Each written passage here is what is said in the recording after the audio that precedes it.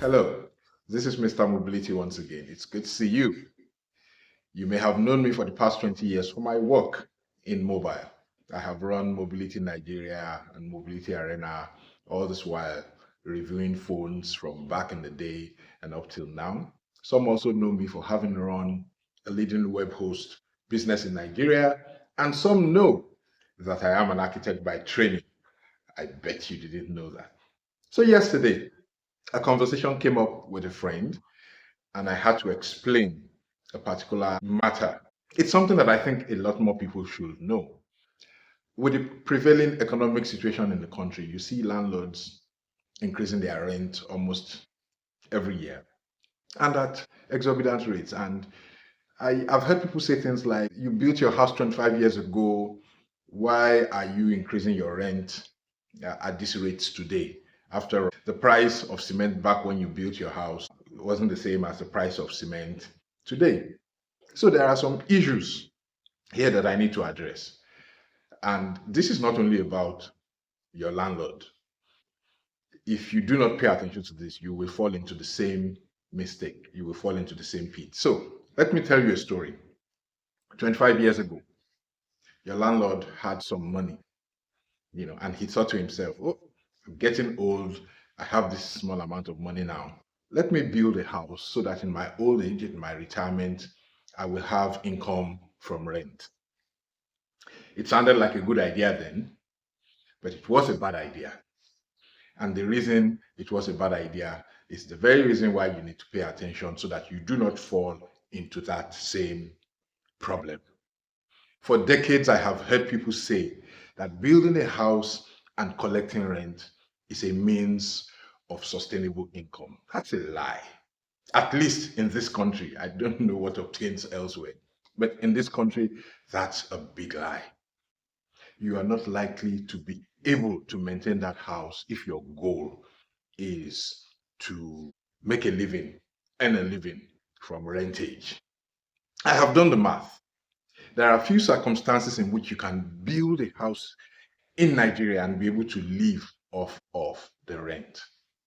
Building a residential structure is more a means of storing the wealth that you have achieved than a means of acquiring wealth. If you're struggling, if you're climbing the ladder and you're looking at your investment options and you're thinking to yourself, let me build a house and so that I can have the rentage as another one of my streams of incomes, you're in for a rude shock.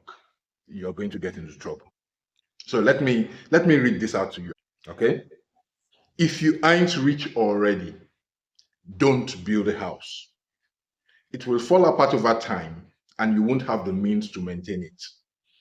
Let me give you an example. Someone I know did some maintenance work on one of his buildings some years ago. He spent over 2.5 million naira. The annual rent from that building was less than half the amount he spent on maintenance at the time. In other words, the annual rent on that building was less than 1.2 million naira at that time. Okay, that meant what that meant at the time was that barring any other maintenance costs, he would not recoup that 2.5 million naira that he had spent till after 2 years. But you and I know that other maintenance issues will come up within those 2 years. There's a problem with the pipe, a problem with the pumping machine, a problem with this, a problem with something always comes up that requires maintenance expenses. So was that man really making any money from renting out that building? Think about it. Thankfully, he was someone who didn't depend on rent to live. He was not dependent on his rent for his livelihood.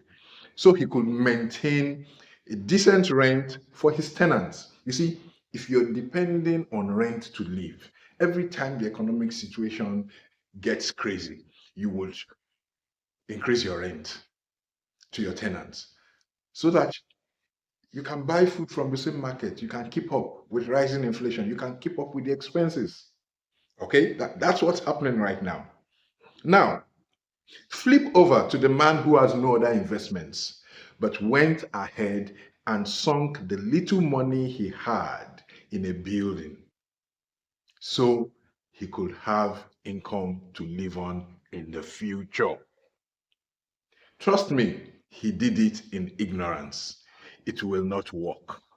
That building cannot provide enough money for him to feed on.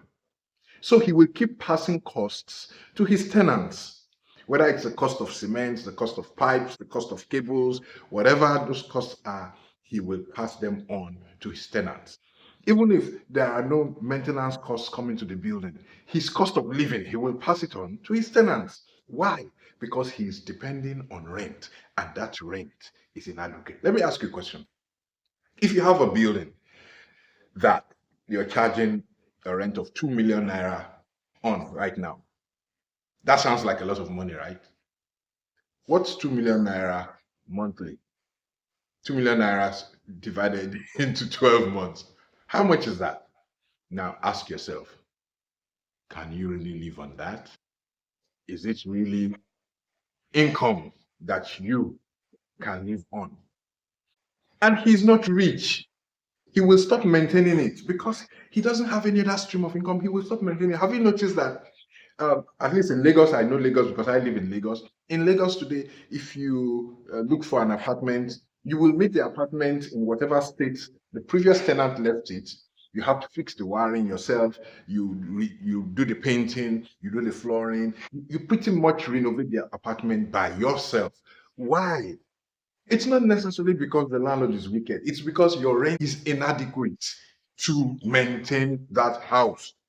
Whatever rent you are paying is not adequate to maintain that house. That's the truth. We don't want to hear it, but it is the truth. That's what's going on. He is not wicked. He's a victim of economic ignorance, financial ignorance, and a victim of prevailing economic circumstances. I hope you get it. I hope you get the picture. 3 years ago, a friend of mine mentioned in passing to me that she wanted to buy land and build a house so she could have income from that. She wanted to rent apartments out, rooms out, for income. I stopped her dead in her tracks. I told her she was going to dig herself into a rut if she went ahead with that plan. She had never thought about it. Clearly, the way I presented it to you, she was shocked when I gave this talk, this speech to her. Thankfully, she listened because she did not have the income streams required to maintain a home. She was better off investing in mutual funds, stocks, and other investment vehicles than in putting that money in a building. And that's the truth for most people. It's the truth for most people, but most people are ignorant of this. There's this pride we have about owning our own home. Yes, I understand that pride. I mean, that sense of fulfillment. But here is the thing. If you do not have a sustainable stream of income or multiple sustainable streams of income to maintain that home, you're going to be in trouble. It will wreck you financially. It will wreck you financially. Most people are better off renting than actually building their own home. You don't want to hear it. I know it's not what estate agents have been selling to you. I know it's not what people have been selling to you, but most people, now, if you take all the money you have now, and put it in a building project, you're likely to wreck yourself. You're actually better off investing that money in a business that thrives or in some other investment vehicle that will multiply that money over time. And then when you are now more financially buoyant, you have a steady stream of income that you can live on without looking to your rent. That's a good time to build a house. That's a good time to build a home. Okay? So, have you ever wondered why, after about 15 to 20 years, most buildings that you see begin to fall apart? The owners made a mistake. They had no business building them in the first place. They were not financially capable enough to maintain those homes. They won't admit to you that they made a mistake. You see, our ego is a thing. I own my home. You're a tenant, I'm better off than you. And that's a lie. owning a home is not necessarily a yardstick for determining how financially buoyant or financially free a person is. There are people who are tenants who are far richer, wealthier than some who are landlords. That's the truth. They have investments that bring in money every year. They have investments that they can live off of, whether they own their own house or not. And then there's this guy who took the last money he had and went to build a house. And now he can't maintain the house. He waits for tenants. If a tenant were to come to him and say, the roof is leaking or whatever, he has to wait till the tenant pays rent to be able to fix that roof. And then after he has fixed the roof, he has to wait for a year or two to recoup the money